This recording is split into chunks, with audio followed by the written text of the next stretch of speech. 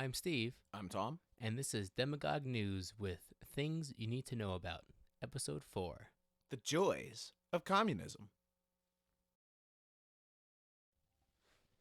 And we're rolling, baby. What's going on, Tom? Not much. How are you doing, Steve? Hanging out, my friend. So we're talking about the joys of communism. Yeah. In light of Bernie Sanders' platform of socialism, we just decided to go balls deep into what socialism always eventually becomes. Communism. Our And not favorite. just Bernie Sanders. A lot of new senators, the young crowd, the squad. They're down with very socialistic, communistic policies. So we're going to talk about the communism, socialism, all that good stuff. Where do we start, Tom?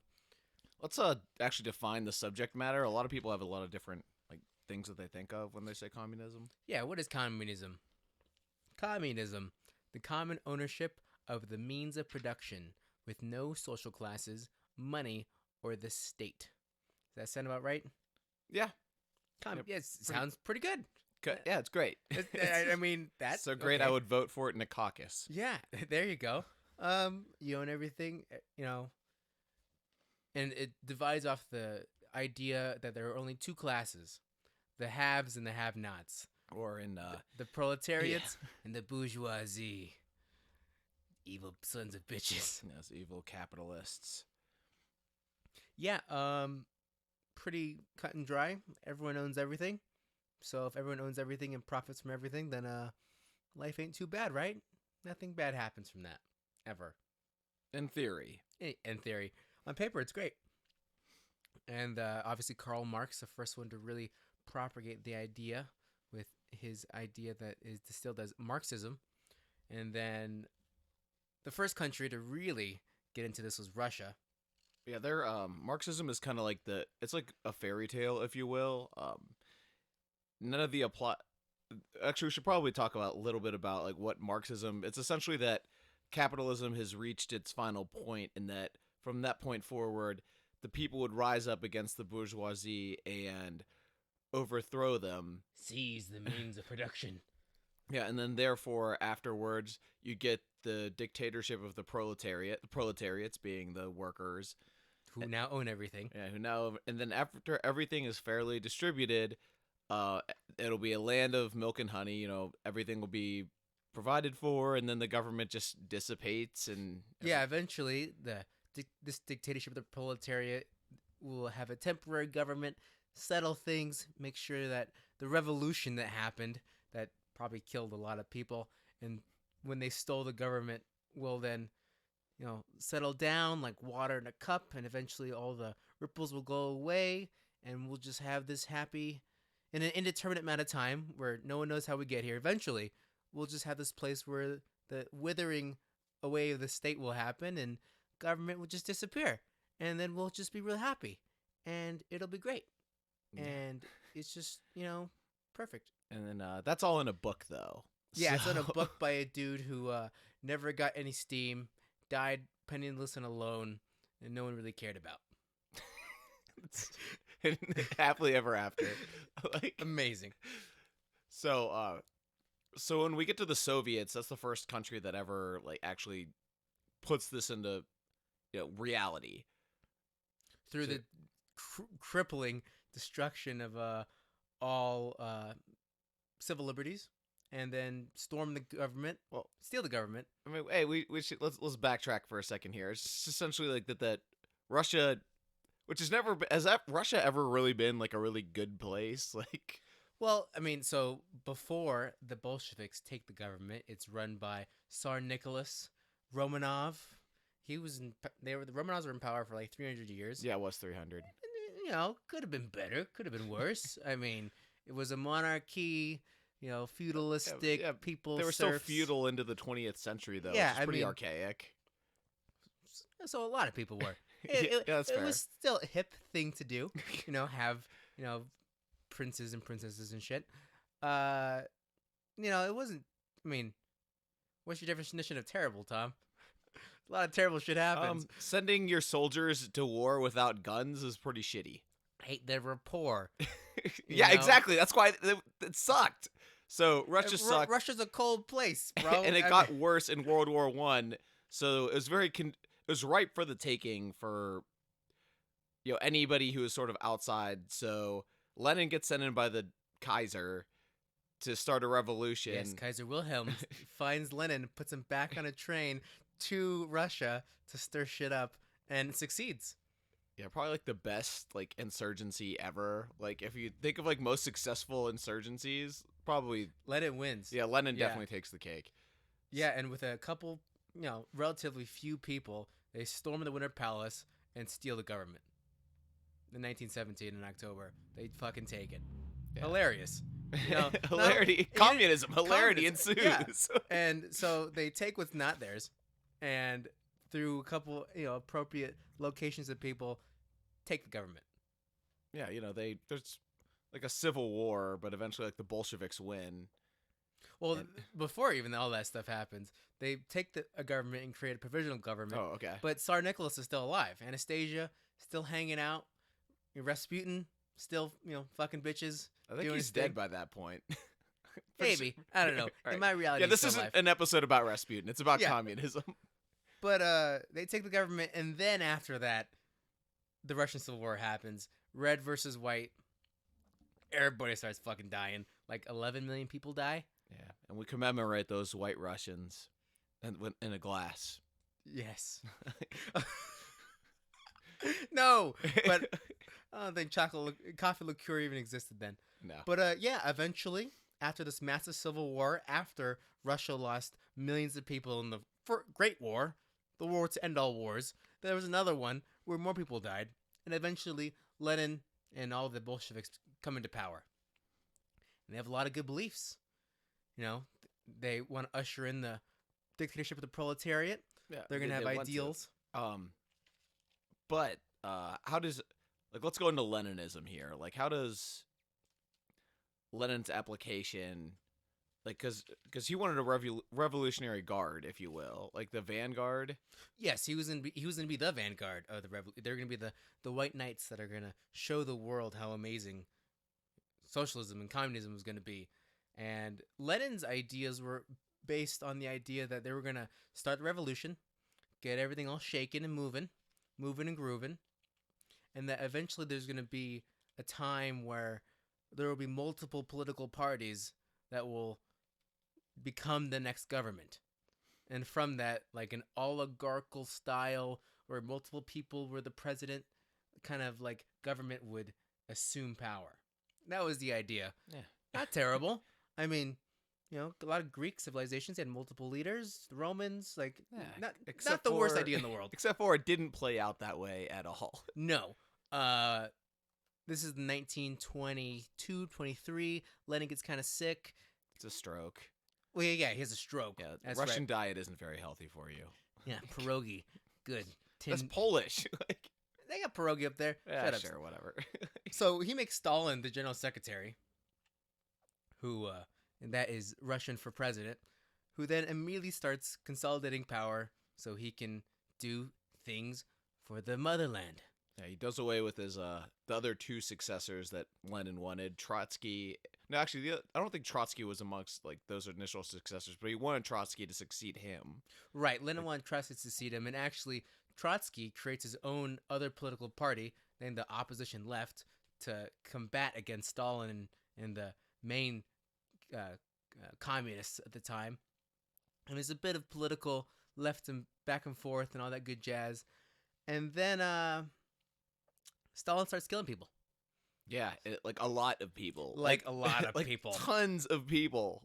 Well, the first step that Stalin had to do, that Lenin attempted to do, was to get rid of those that have, because these awful bourgeoisies was ruining the country. It's pretty obvious. And under Lenin tried to jumpstart the economy with the idea of the NEP, the New Economic Plan, which was ironically capitalistic. They created private business to introduce funds and money in the economy, because under the idea of communism, there has to be a jumpstart, because you can't just make communism. It has to be off the shoulders of capitalism. Yeah, it's the next evolutionary step in man's development as far as Marx saw it. Yeah, it's going to be great. Great. Fantastic. So after that, Yeah, it's like Stalin just he was focused on rapid industrialization, like just like got to move Russia forward. So he creates these nice little communes where everybody lives together, and then the state just kind of takes your crops. So once you're slaving away for about 16 hours, you get like a tenth of what you made, yeah, which is convenient because you better hope that your other comrades worked hard too, so that you get their portion of grain and they get your portion of grain. But that doesn't always work out that well because most of the time they're taking everyone's grain and sending it back to Moscow. Because, shut up, we're trying to run a country over here. Stop asking all these questions. we're doing this for you, the workers. We're doing this for you. We're making sacrifices for the betterment of everybody. So, around this time, they call this the dekulakization. Because the peasants, the true peasantry, proletariat, the virtuous Russians, were being oppressed by those who had more, but weren't bourgeoisie. So they named them this derogatory term called the kulak and started killing them all off. You owned a couple more cows than your neighbor? Fuck you. Taking that shit. And also, if you complain, we're going to kill you and your family. And that happened to basically everybody. So any rift or valley of equality became this nice, shitty level playing field where nobody had anything. And if you had a little something, we murdered you and your family. Hey, Russia industrialized though. Hey, you know what? They did. And it's, we're in 1925. It's only been a couple of years. We're making gains right now. Also, like, 300,000 people have died or gone to jail already. It's not going great. Famine's starting to go about because people aren't making anything because there's no incentive to actually grow more than you have to. Like, millions of people are dying in Ukraine, Azerbaijan. Oh, yeah. That's actually a tactic used by Stalin. There couldn't be a revolt in Ukraine if they couldn't eat. So he just Holodomor, I think it was called Holodomor. Holodomor, some shit like that. Holodomor, yeah. I just remember that the Ukrainian national slogan is "Ukraine has not perished yet." It's from those events. We're not dead yet, baby. So at this point, communism is going great. 6-7 million people are dead. It's fine. Less mouths to eat. It's fine. It's starting to spread, and another huge portion of Marxism is the spread of Marxism. They eventually wanted a stateless society, in the world. That's the idea. Yeah. So the next heavy hitter. Do you have anything else that you want to go over about Stalin? Oh, so on that, Lenin and Trotsky had these ideas of world revolution. And Trotsky wanted to have a permanent revolution everywhere. Because it all had to happen at once was the idea. But Stalin, after this secret government policy called Comintern, where they tried to spread around the ideas of communism, he eventually realized that, hey, this shit ain't fucking working. So how about we just have socialism in one country? And that was the actual name of the idea of just locking borders, just focusing integrally just on Russia, just on the USSR, and not to worry about anybody else, because that shit costs money and people are starving as it is. But a couple other countries got around a little bit. Yeah, they still spread their seeds to other portions of the world. Wanked it left and right a little bit, spread it around, spread the juice. And East Asia actually happened to be fertile ground for it. Usually these revolutions, any revolution is in a place where there's turmoil, obviously. If people are comfortable, why would they revolt against anything? People only change was harder to say the same. So as we move into the 30s, the Japanese are wrecking East Asia. Just fucking it up. Oh my gosh. The Greater East Asian Coast Prosperity Sphere is not Coast Prosperity at all. Yeah, that's the Japanese, it was like, oh yeah, Asia's going to be this great place, but we're better than all the Asians. We're going to burn it all down to the ground first. Yeah, so in China, there's this guy named Mao Zedong who's sort of fighting for control of his country in the 30s against a guy named Chiang Kai-shek, who definitely has the upper hand. When the Japanese invade, they call a truce because it's kind of hard to beat up your opponent when there's a guy bigger than both of you, knocking you out. And so the Nanking Massacre happens, all this warring and the Sino-Japanese War, tons of people die, but no communism, just death and destruction. It's a little the communists are this weird sort of outcast, but where they gained steam in China is the fact that Chiang Kai-shek, the nationalist, decides to pull his troops back and kind of let the communists slug it out with the Japanese, which sounds like a good strategy. That he could just come in and beat up the worn out communists, except for the fact that when people see who's defending them, it's the communists. Good guy communist. Good guy Mao. Yeah. Making Nice guy Mao. So in 45, the war ends. So the communists and nationalists resume their fight, but now it's totally different. The communists have everybody's support. So Chiang Kai-shek gets driven down to this little island called Taiwan, where he just leaves. He says, "Fuck y'all," and then just goes. Well, he loses.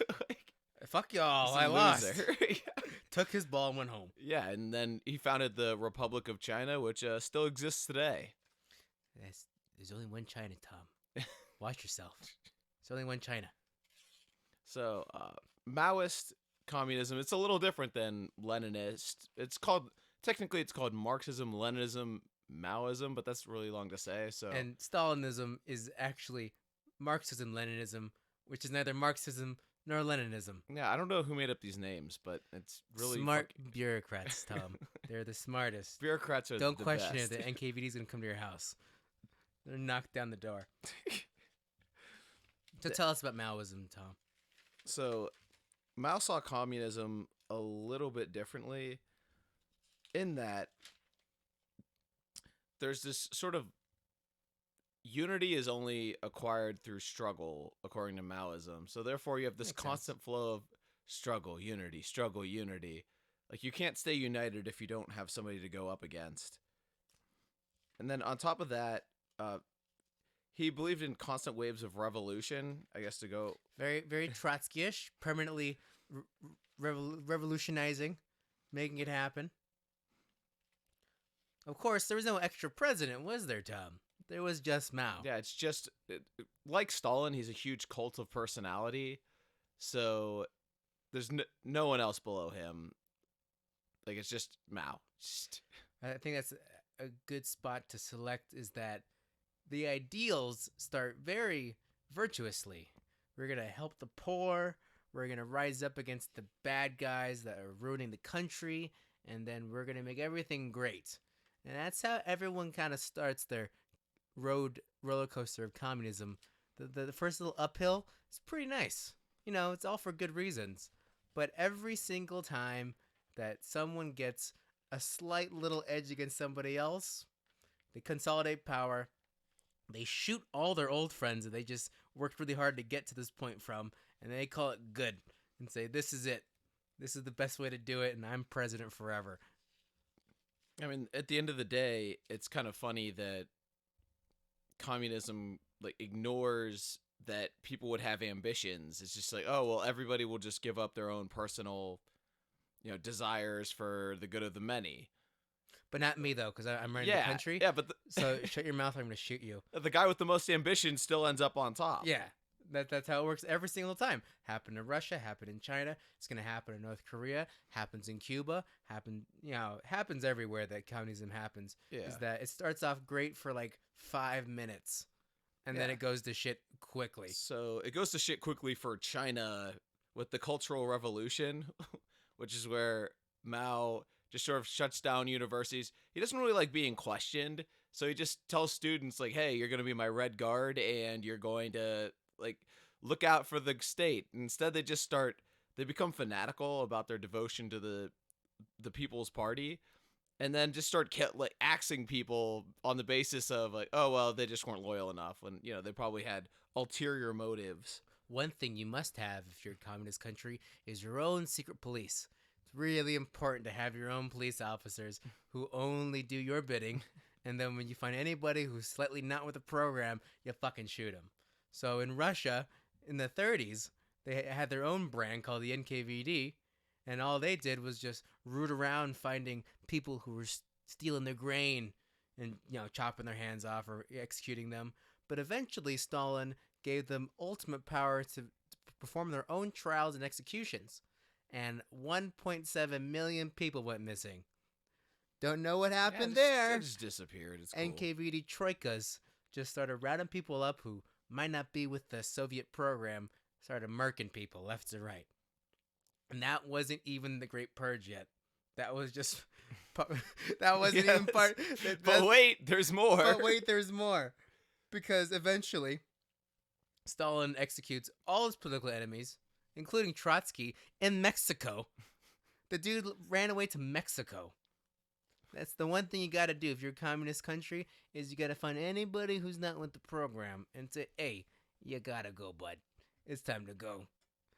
Killed him mafia style. Just gotta kick him out. Ice pick to the head. That's how Trotsky died. I can only imagine how many people died in China just because they forgot to pay grain or rice.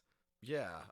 So Mao also wanted to, similar to Stalin again, with the communes, it says he put farmers into these rigid communes and they just took everything and they're like, oh yeah, we'll give you back some of what you harvested, and then they just didn't. So one of the biggest tenets in Leninism is that after we create this amazing government and start sharing and providing for everybody, at the end of the day, we'll have a surplus. And this will be that surplus value that the bourgeoisie has been exploiting from you.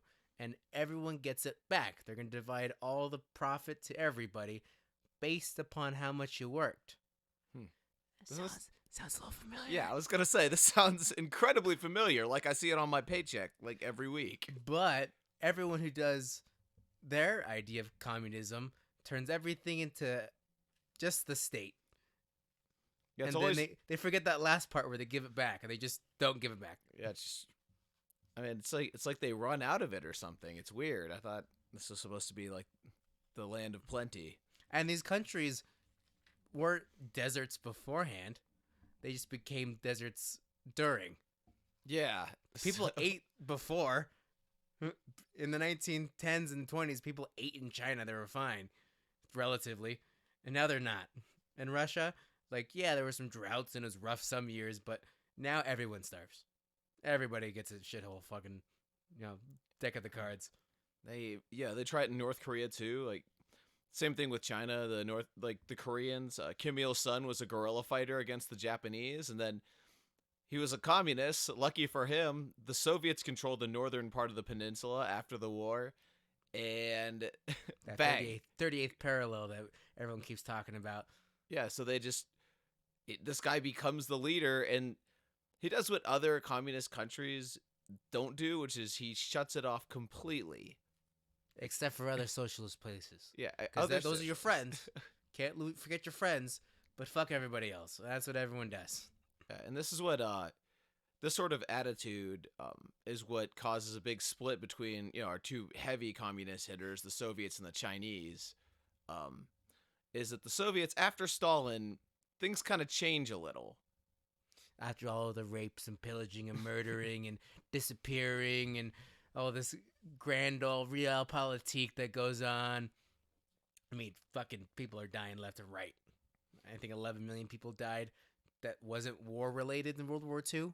Yeah, that's the Holocaust right there. That's more... If you believe the Holocaust happened like you think it did. Oh, my God, no.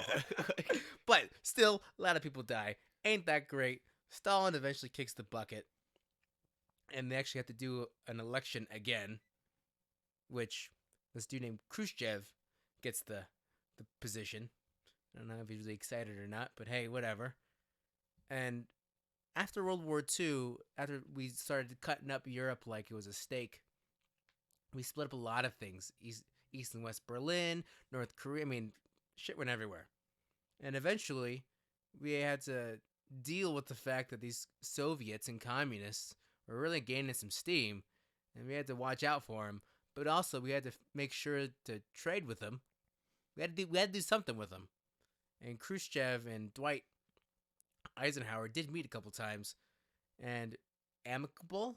It's actually a pretty decent, meeting. Not terrible. Some things were worked out.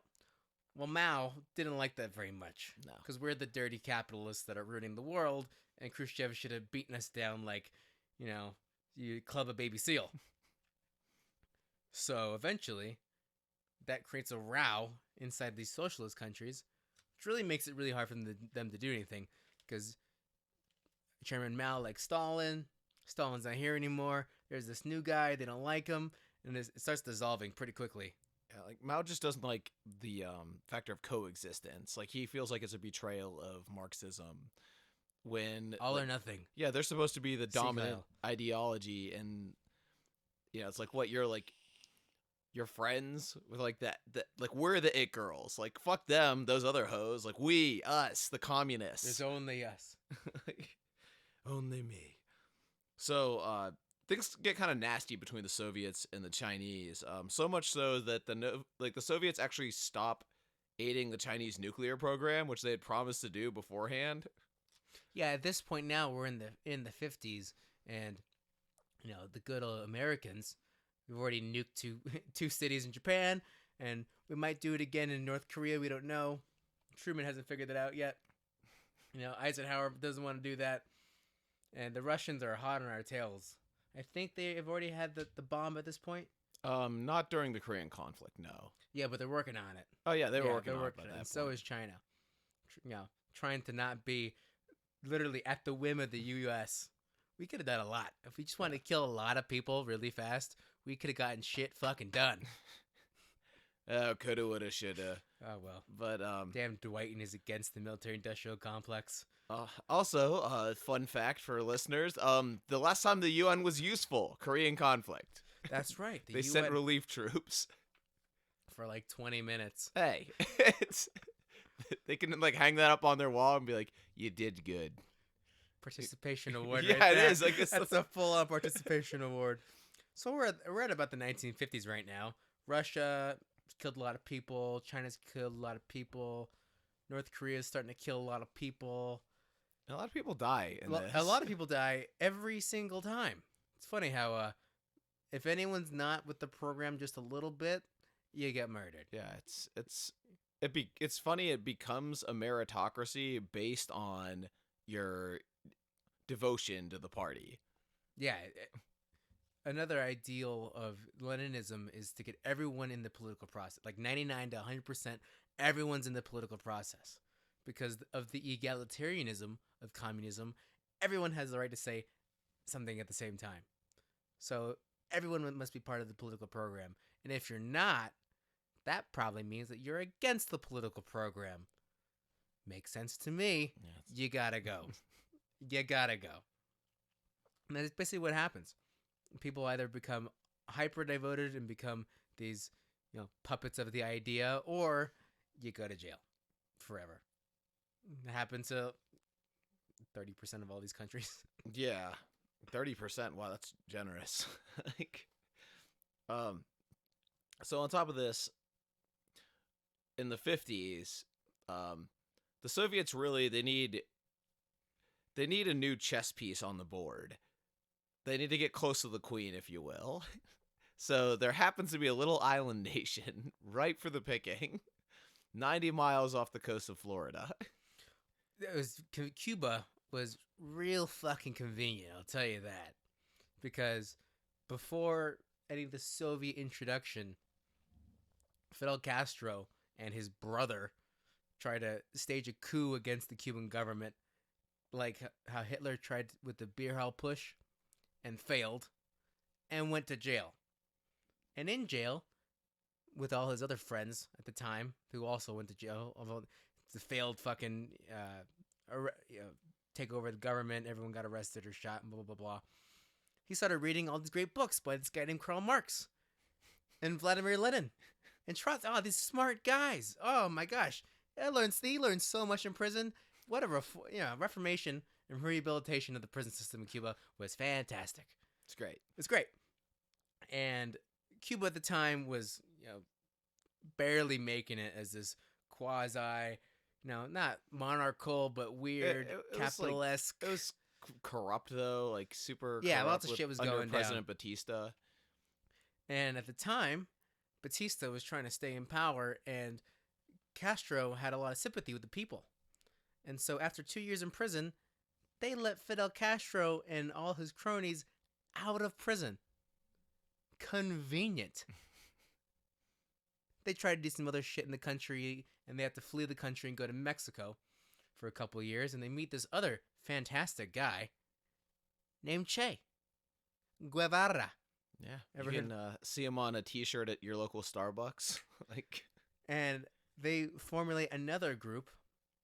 Such was it like not was it MO like 127, some really strange name. yeah, it's bizarre. And they decide to institute another coup of the government in Cuba, and it takes them 3 years. And they just fight for 3 years in Cuba, on and off in the jungles of Cuba, and eventually they take the government.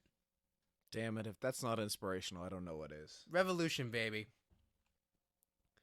And in the beginning, Castro makes the Supreme Court judge of Cuba the interim leader in this provisional government, always this convenient provisional government, and starts running the joint while Castro gets the love of the people, and then becomes El Presidente and realizes that I don't have any friends, but some Soviets come to Cuba and bring Cuba into the fold of the socialist world. Real fucking convenient. So, on top of that, I don't know how far ahead you want to jump. Because at this point in time, also, there's another place that's prime for picking. It's Vietnam. Like, in North Vietnam, Ho Chi Minh just kind of, like, after beating the French, because they were really good at winning wars, like, he takes... You know, they weren't terrible. Yeah, but in the mid-50s, France owned Vietnam, and then Vietnam didn't like that. And they kicked France's ass, which is kind of disappointing. So, yeah, and this is all also, you know, post-Japan. They were just all over Asia in World War II. So, Ho Chi Minh and the Communists take the North. The U.S. and France negotiate a free state of Vietnam in the South. But if you've noticed, socialists are not really content to just, you know, be left to their own devices and not go into other people's playgrounds. So the Viet Cong gets established in South Vietnam, and they start, you know, messing shit up. And it doesn't help that the U.S. sponsor a dictator named Ngo Diem, who Diem's a Catholic, and most of his subjects are Buddhists. So he's not really That fond went of... over great. Yeah, it's great. Oh, it's great when you, like... Get the wrong religion. Yeah, I don't know. People get heated about that shit. It's weird. The religion? Strange. Yeah. In Soviet Russia, there is no religion. Yeah, exactly. The godless Soviets, because the religion is the state. Of course. Some Christians, Buddhists, fuck them all. Maybe they should kill them all. Wait, what happened? That's a great idea. Oh man, I'm on a banger. So yeah, don't really want to go into the Vietnam War, but long story short, we lose, we withdraw, and then the Socialist Republic of Vietnam gets founded. But also in between that, we almost blew up the entire world in Cuba.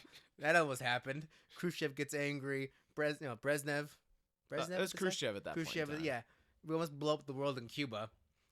Kennedy gets shot. Lyndon B. Johnson, Nixon, all these grand characters got to deal with all this bullshit at the same time. It's a rough time. But things kind of change in this period of time, because Nixon, with his Secretary of State Henry Kissinger, they noticed this Sino-Soviet split. That, they're all not one united communist front. So Nixon goes to China and establishes ties with Mr. Mao. Great picture of Mao and Nixon smiling, shaking hands, not looking like they're mortal enemies. It's great. Nixon, just a pillar of virtue and integrity. That man never did anything wrong. Dude, you should have gotten 4 more years. Should have gotten 4 more years. You got impeached, what? Yeah. If you're ever bored, go on to episode 1, impeachment. Episode 2, yeah, it's like the same shit. So, anyway, though, so now we're about the 1970s so far. Russia's been doing okay. I mean, it has a command economy where nothing's going great. I keep playing catch up with every type of economic obstacle they have. because they have a centralized leadership where there's no actual choices done by anybody lower than El Presidente. And so everything gets okay, gets worse, gets okay, gets worse, and slowly just angles down. Like all communist countries. Just a slow depreciation of everything. And China's trying to do the same. Yeah. Let's if you don't mind, I'd like to focus just on like the Soviet decline first, and then backtrack into China. Soviet decline. We could play with that all day. So, yeah. The economy, which is obviously shared by everybody, because we're a beautiful communist country where everything is shared. Nothing is shared, and everything is controlled by the ones that run the country.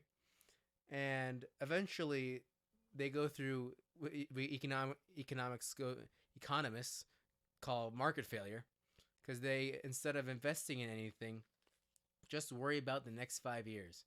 And that's illustrative in every single plan that every single Soviet leader has ever placed through is 5 years. Well, it's like extreme multitasking. It's like Yeah, because every single president must also worry about everything. yeah, every single variable, Every single industry. It doesn't matter. War, agriculture, public works, roads, transportation, kind of taxes. like, It's got a lot on your plate. If you're running the country of the Soviet Union, you got to know a lot. And you can't give it to anybody else because they might stab you in the back. You don't know. yeah, but you're doing it for the workers. And also, if you don't do it, you'll shoot them. So you got that going for you. I mean, it's a rough time. And the Soviet Union eventually starts to buckle under its weight. They've been financing North Korea. They've been financing, well, for a time, China. They've been financing Vietnam. They've been financing Cuba. They're spread a little thin. And then this guy named Gorbachev is elected the General Secretary of Russia. Gorbachev, with a little birthmark on his face. It's distinctive. He gets the runt end of the deal. He's got to deal with a lot of bullshit that happens in the country. Small nuclear incident happens in 1986. Nothing really crazy happens there. And then institutes two ideals, perestroika and glasnost, about transparency and trying to make it a little less crazy in the Soviet Union. And those are both really good things, but was it perestroika where you could speak your mind?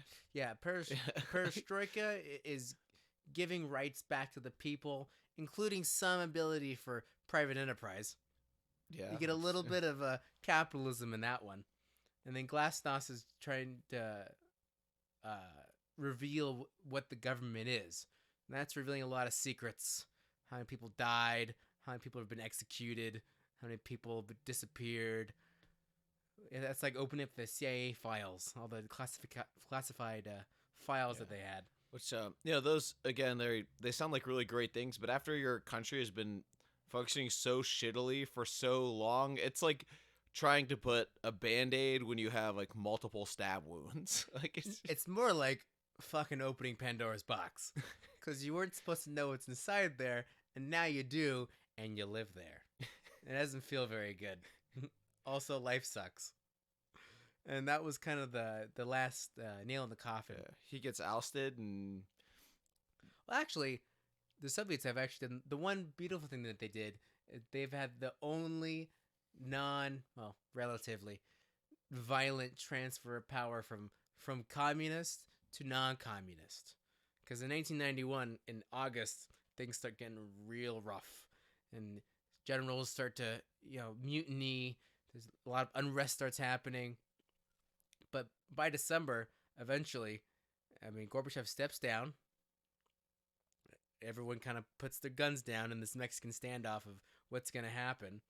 And they create a provisional government again to try to substitute what's been happening when all these other Russian states have been defecting and making their own countries. Everyone kind of stops all at once and says, okay, it's over now. And they kind of just like cut it clean, like a quick poop. Just cut it right off. And then the nation of Russia was created. the Russian Federation is born. Yeah. for that to happen again in other countries, we'll find out. I mean, it's because even though the Soviets are they're the first big communist state. There's still communist states that exist right now. China. Different Vietnam. approaches here. Yeah. So since you mentioned China, China stays in the game by becoming, wait for it, less Marxist. Russia wasn't able to survive because it kept on to its state-held, publicly owned everything. But China decided, hey, we need to hop into this world economy because we are sucking when it comes to making money. And when you say sucking, actually, glad you brought that up. In 1977, I believe Mao died then. The average Chinese citizen was living off of $155 a day, ranked third worst in the world. So, like, comparing that... they're living off $150 a day? I'm sorry. A year. A year. I was like, that's a lot. Yeah, that's pretty decent. Like, wow. wow. So really it's like 40 cents a day. Yeah, something like that. It was That's beautiful. Ridiculous. Compared to your average, like, sub-Saharan African, got at least, like, $499 a year, like, US dollars. So, those the third worst out of 200 countries at that point in time. And also, are they the biggest country in the world at this point? Yes. Yeah, they have the most people in the world, and they're third on the bottom. And it's shitty. Like, and it's a shame that Mao is the one who's deified, because Deng Xiaoping, the guy who takes over in 78, is really the architect of modern China. He's the guy who looks at it, it's like, hey, this is really fucking shitty. So he puts in some reforms in which he introduces, like, state-owned businesses. He sells them off to private citizens, which I don't know private enterprise. I don't know how you could buy one of those with like $155 from a year's worth. Like, wait, are they the people working in the black market? How do they have money? Crazy. Yeah, I don't know how that works, but the communes that he had where people were starving to death, he turns those into private plots of land, and after people met their state quotas, they could just sell it. Like, anything that was excess, they could sell for their own profit. That sounds like capitalist bullshit to me, Yeah, Tom. sounds... What kind of loyalist are you? I'm disgusted by you, bourgeoisie. Me and Deng. So, he allows foreign investment too, which, again, that's another thing that Marx would probably say is like allowing another country to rape you, but like he frees up economic zones with little to no regulation where other countries, investors from other countries can just invest. And so was the invention of emerging markets. Yeah. China, Brazil, Russia. Oh, brick. And that's where a lot of investors have made money, because now this shit was cheap. It was cheap to buy a factory in China. Oh, man. Then you could make stuff for cheap. I mean, shipping got really cheap, and then you could make stuff for cheap. God damn, you're hand over fist, you're making cash. Exactly. Like, labor costs are really cheap because, again, these people are super poor. So Chinese workers can outbid anyone as far as hourly wages go. $40 a day, 40 cents a day. I'll pay you 40 cents an hour. Yeah, hey. Bang bang. So that's a huge competitive advantage. I think Deng wanted to quadruple their agriculture and industrial output in the next 40 years after he did it. So by 2017, he ends up hitting that mark like in the early 90s.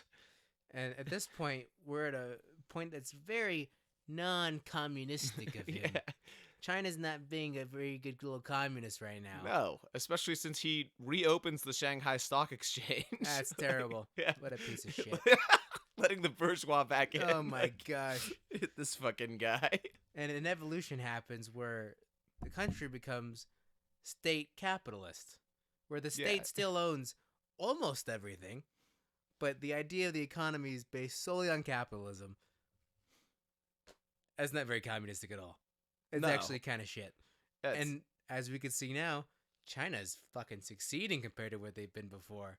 They're doing great. There's tons of new money. Things are happening in China. Yeah, no. And obviously those gains have slowed by now. It's 2020, only because the living standard has raised so significantly. It's hard to keep outbidding your opponents. Right, when people are actually getting paid. I mean, decent is with quotation marks. Your definition of decent might be different, but In China, decent might be actually owning a car, an apartment, Yeah. send your kids to maybe a good school. Everyone gets new clothes every now and then. You eat well. It's pretty good when you came from living in a fucking shack and having everything taken from you.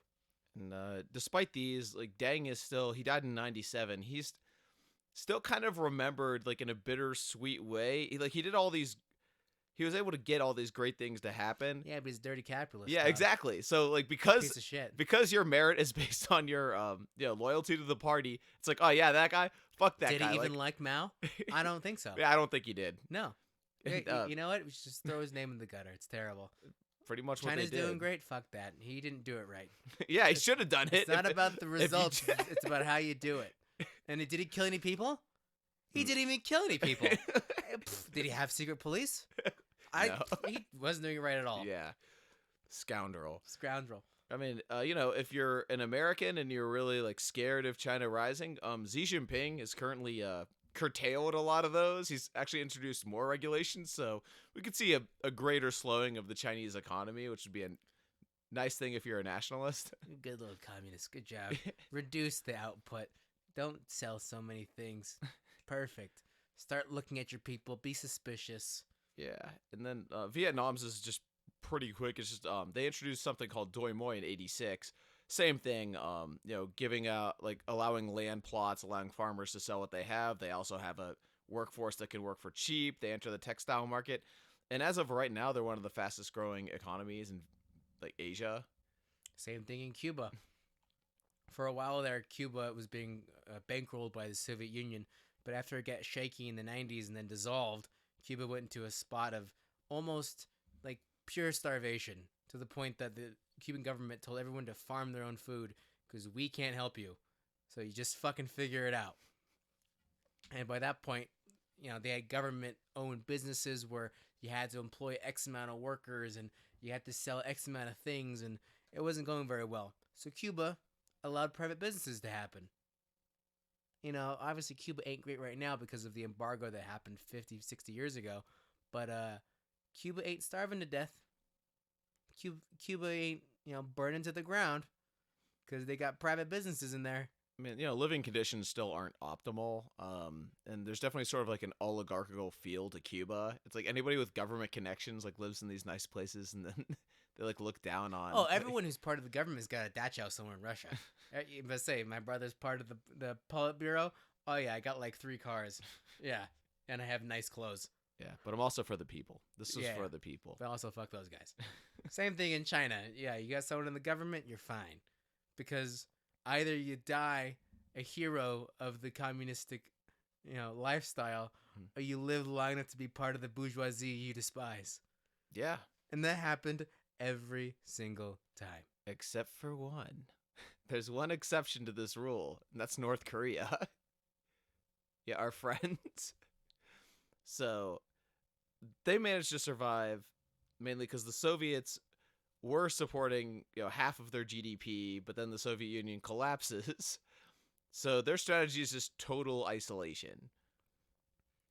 Yeah, you can't come in and out. Like you could go to Cuba for a while. You can go to everyone's been to China, North Korea. That's a very recent type of deal. Yeah. So obviously, it's like a hellscape. It's where Oh, it's fucking terrible.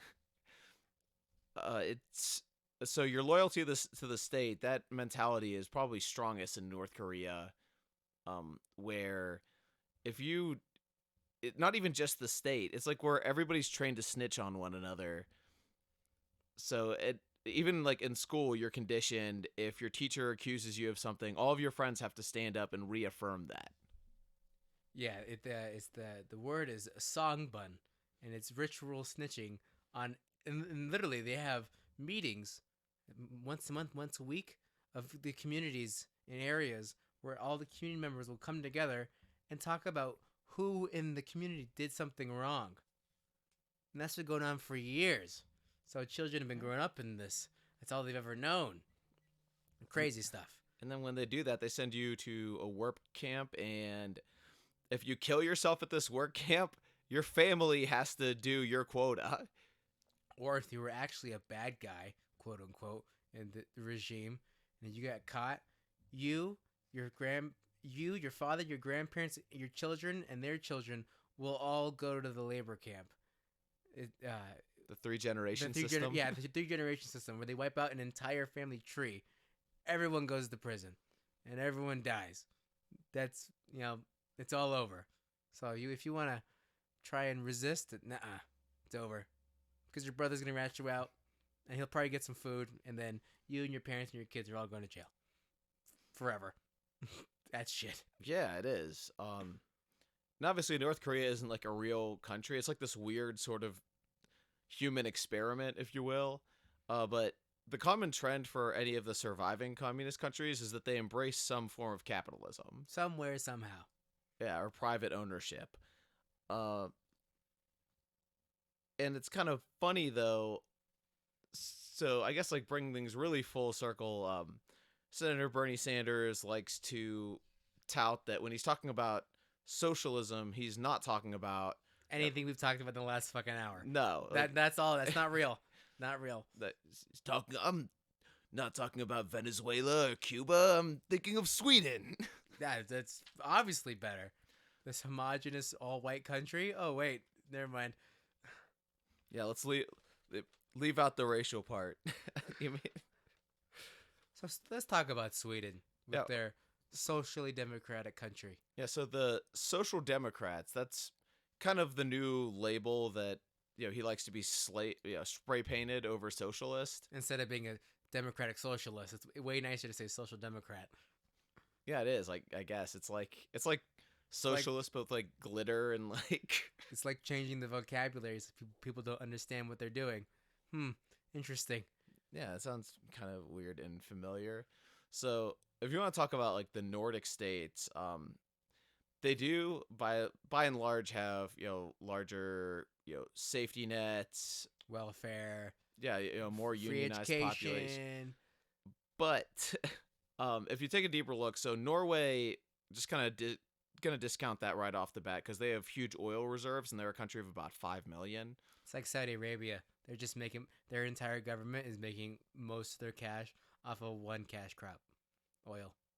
Yeah, and then so they use that to finance a lot of their social programs, and then the government, I want to say the quote was, "We do things that we invented the Chinese way before the Chinese did." Their government is a majority shareholder in several companies in Norway. But that being said, I can't think of too many Norwegian brands that are here in the U.S., but I could name quite a few over in Sweden. From Sweden. Right. We got IKEA. IKEA being the biggest one. Right. That's a big one. Volvo. Angry Birds. Angry Birds? Yeah, that's from Sweden. Oh. So. That's not an industry. That's a fucking video game. It's an industry. Yeah. Okay. It's a movie. It's 2 movies. I think we had 3 movies. Oh, I think dear it's the third God. one's coming out. You know what? Now I'm really doubting capitalism. 3 fucking Angry Birds movies. It's terrible. So they do also have they have more people employed by the public sector. However, Sweden's biggest economic downturn was when they actually practiced a lot of these things that Senator Sanders touts. So in the 70s, I want to say it was like 1960 to 1980, they introduced a welfare system similar to that of the United States. The United States of 1960 or the United States of today? It's been largely unchanged. Okay. So it was a public, government owned. And at that point in time, they actually saw their level in the OECD, which is pretty much like the nice countries you want to live in, drop from 4th highest living standard to 16th. It's a bit of a drop. That's not that great. Yeah, just a tad. And heavy corporate taxes. The wealth tax actually swelled up to 85%. Jesus Christ. Yeah, I was like, what the hell? You make $10 million a year, and we're taking 8.5 of it. Yeah. Great. So, I want to say his name was Ingvar. I can't remember his last name, but he was the founder of IKEA, actually. He had smaller businesses. He sold them to his own business, IKEA, so he could make some extra cash to pay his taxes. And then he eventually left Sweden to go live in Denmark, and then after that, Switzerland. And he was the richest man in Europe. And he could barely afford to live in Sweden. Yeah, he could barely afford to live in Sweden. He didn't become a Swedish taxpayer again until 2013 when he moved back. But like, think about that for a second. Like, a tax system that oppressive, this giant wealth tax that people like Senator Warren or Senator Sanders tout, made their biggest taxpayer leave. And so then they lost that ginormous portion of taxes. $8.5 million a year. Oh gosh, 8.5. This is probably tens of millions a year. Yeah, it's probably much more than that. Yeah. So, and on top of brand. that, and with that money, they made sick pay was actually higher than being paid because both your employer and the government would give you sick pay. So it's like, well, why the hell am I gonna? That's great. I'm gonna be sick forever. Yeah, right. Like, why would I go to work if I can just like chill? Maybe play some COD.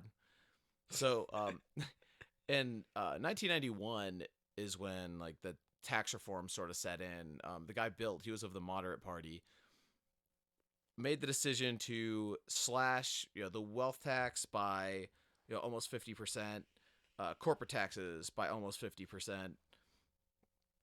Tax dividends were abolished. So basically, he reduced how much business owners pay for taxes. Yes. That sounds familiar. Wait.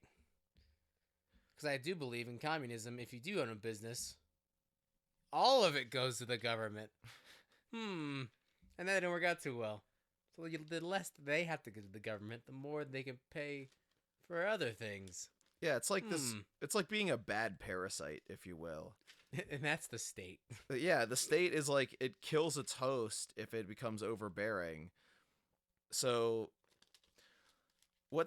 Sweden, the Social Democrats took over in '94, and they kept a lot of these reforms. That's kind of where you get this label of social democracy. So modern Sweden, as of right now, they have a flat tax. Okay. They have school choice. That's good. Which promotes I like that. competition between schools, therefore a better education. Right. They have less big business regulations. Like, I think in Denmark, it's easier to start a business there than in the United States. Interesting. And they sold off a lot of their state-owned industries, if you will, like their transportation system. Absolute Vodka was another one. Oh, and they made these private businesses? Yeah, they sold them to... And then taxed them? Yes. Weird. That sounds familiar. Yeah. So, they still have what we would call welfare here in the U.S., but it's a little different in that the people who are benefiting from it, also pay a lot in taxes. They pay 60% of their annual income for the programs that they receive. Jesus. People here in the U.S. that get welfare don't even pay taxes. So they get it all back in a tax refund. Like, wow, okay. They pay 60%. Yeah. Holy crap. Yeah, they pay 60. Like, can you imagine Sanders ever saying that? Like, well, we're going to have to... No. They don't have to pay 60%. Just tax the rich, the 1%. Tax them at 99%. It's the billionaires. The billionaires have all the money. We got to take it from them. Obviously. Yeah, but the common theme here, and him using the label of socialism, President Rasmussen of Denmark, blatantly said, like, hey, we're not socialists. We operate on a market economy. What? That's weird. A market economy is capitalist. What the fuck? I'm so confused. Yeah, the real moral of the story here is that communism or socialism, at the end of the day, always sounds like a great idea, except that every single time it's ever been used, doesn't work. Even the ones that are kind of different. Sweden wasn't working out that well. We never talk about Sweden of 30 years ago. It's Sweden of right now that's great. We don't talk about the China of 40 years ago. It's that China now is doing amazing. Well, yeah, because now they're being capitalistic in how they do their economy. It's giving power back to the individual in allowing them to pursue their own interests, and I think that's far more conducive to human nature than Marxism. a sad thing is that is something that Lenin espoused a lot of, was self-reliance or self-governance. There's an irony in this, is that there are some parts of communism that really don't sound bad at all, and in fact are very, not just virtuous, but are very much requiring the integrity and character of the people, which is good. Except that everything else requires people to be absolutely perfect. Because you must be absolutely perfect to be in a communist society. Because if you're not, there's going to be someone behind you who is not absolutely perfect, who's going to shoot you and take the government from you, and then it's going to go to shit almost immediately. And that happened every single time. Everyone had a good idea to start out with. Mm-hmm. Everything sounds good. Help the people.